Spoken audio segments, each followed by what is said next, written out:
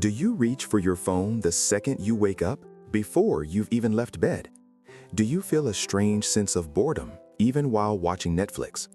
Do you feel like you're constantly consuming, but never satisfied? If you answered yes, I want you to know something right off the bat. It isn't just a lack of willpower, it's biology. Welcome to The Last Read. I'm your host, and today we are summarizing a book that explains why modern life feels so exhausting despite being so comfortable. We are diving into Dopamine Nation by Dr. Anna Lembke. Dr. Lembke, a psychiatrist at Stanford University, argues that we have transformed the world from a place of scarcity to a place of overwhelming abundance. We are drowning in access to pleasure, fast food, social media, online shopping, streaming, 24/7.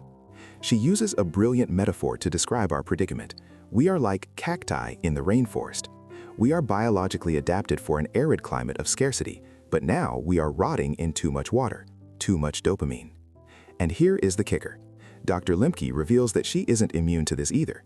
In the book, she openly admits to her own struggle with addiction. It wasn't drugs or alcohol, it was vampire romance novels. She describes staying up until 3 a.m., hiding her Kindle from her family, and binge reading until she felt hungover and irritable the next day. Why does this happen? Why does chasing pleasure eventually make us miserable? It all comes down to a tiny mechanism in your brain, the pleasure-pain balance. Dr. Lembke asks us to imagine a seesaw in our reward center. Pleasure and pain are co-located here. When you eat chocolate or scroll Instagram, the seesaw tips toward pleasure, and you get a hit of dopamine. But your brain loves stability. It wants to remain level. So as soon as that seesaw tips toward pleasure, your brain recruits neuroadaptation gremlins to hop on the pain side and slam it back down.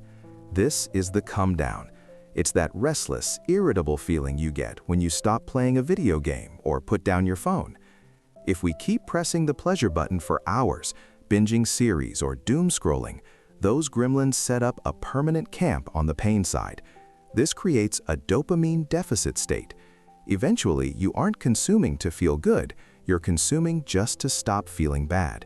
You reach a state of anhedonia, where the world loses its color and nothing feels enjoyable anymore.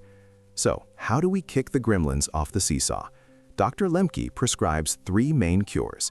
The first is the 30-day dopamine fast. You have to stop the behavior completely for a full month. Why 30 days? Because for the first 2 weeks, the gremlins are still there, stomping their feet. You will feel worse before you feel better. But by week 3 or 4, the brain realizes the supply is cut off, the gremlins leave, and homeostasis is restored. Suddenly, a walk outside or a conversation with a friend feels interesting again. The second cure is self-binding. We need to build fences because willpower isn't enough. This might mean physical binding, like locking your phone in a kitchen safe. It might be chronological binding, like only checking email between 5 and 6 p.m. Or it might be categorical binding, where you ban the triggers, like a gambling addict who has to stop watching sports entirely because checking the scores leads to placing bets. But the final prescription is the most surprising, and perhaps the most powerful: radical honesty. Dr. Lembke explains that lying keeps us in the emotional, impulsive part of the brain. But telling the truth, especially the hard truth about our habits, activates the prefrontal cortex, the CEO of the brain responsible for impulse control. The antidote to addiction isn't just sobriety, it's truth. When we confess our struggles to others, we engage in pro-social seam.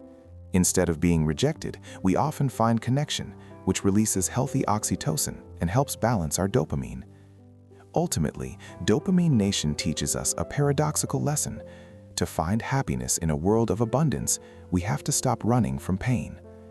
When we intentionally choose difficult things, cold showers, exercise, or difficult conversations, we press on the pain side of the seesaw. The brain responds by tipping us back toward pleasure, giving us a natural, enduring sense of well-being.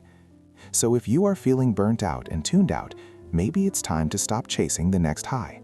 It might be time to embrace the bore, face the pain, and reset the balance. If you want to master your brain's chemistry, I highly recommend picking up the full book. I've dropped a link to order Dopamine Nation in the description below. Thanks for listening to The Last Read. Stay balanced, and I'll catch you in the next episode.